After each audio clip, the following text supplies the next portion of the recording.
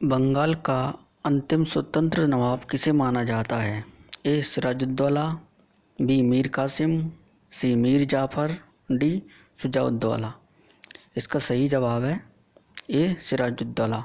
सिराजुद्दौला बंगाल का अंतिम स्वतंत्र नवाब था। 23 जून 1757 को ब्रिटिश ईस्ट इंडिया कंपनी के साथ प्लासी की लड़ाई में उनकी हार हुई थी।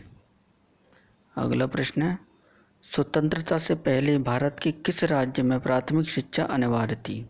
ए. बड़ौदा, बी. अर्काट, सी. कुर्ग, डी. हैदराबाद। इसका सही जवाब है ए. बड़ौदा। बड़ौदा रियासत में 1906 में प्राथमिक शिक्षा को अनिवार्य बनाने के लिए कानून पारित किया गया था। इस 7 से 12 वर्ष बच्चों के लिए प्राथमिक शिक्षा को अनिवार्य किया गया था। अगला प्रश्न है, 1896 का कांग्रेस अधिवेशन किस लिए जाना जाता है? ए. भारत का राष्ट्रीय गीत पहली बार गाया गया, बी. भारत का राष्ट्रगान पहली बार गाया गया, सी. भारत का तिरंगा झंडा पहली बार फहराया गया, डी. उपरोक्त में से कोई नहीं। इसका सही जवाब है ए. भारत का राष्ट्रीय गीत पहली बार गाया गया। वंदे मातरम की रचना बंकिम चंद्र चटर्जी ने मूल रूप से संस्कृत में की थी। वंदे मातरम उनके उपन्यास आनंद मठ से लिया गया है। यह उपन्यास 1882 में प्रकाशित हुआ था। भारत के राष्ट्रगान का शीर्षक क्या था? ए. जनगण मन, बी. भारत भाग्य, सी. भारत भाग्य विधाता, डी. भारत विधाता। इस प्रश्न का जवाब है डी. भारत विधाता। भारत का राष्ट्रीय गान की रचना रविंद्रनाथ टैगोर ने मूल रूप से बंगाली में की थी। 24 जनवरी 1950 को संविधान सभा द्वारा इसके हिंदी रूप को राष्ट्रगान के रूप में स्वीकृति दी। इस राष्ट्रगान को 27 दिसंबर 1911 को पहली बार कांग्रेस अधिवेशन में गाया गया था। अगला प्रश्न, भारत का राष्ट्रगान पहली बार कब गाया गया था? ए. 1911 कलकत्ता, बी. 1912 लखनऊ में, सी. 1913 दिल्ली में और डी. 1914 बॉम्बे में। इसका सही जवाब है ए. 1911 कलकत्ता में।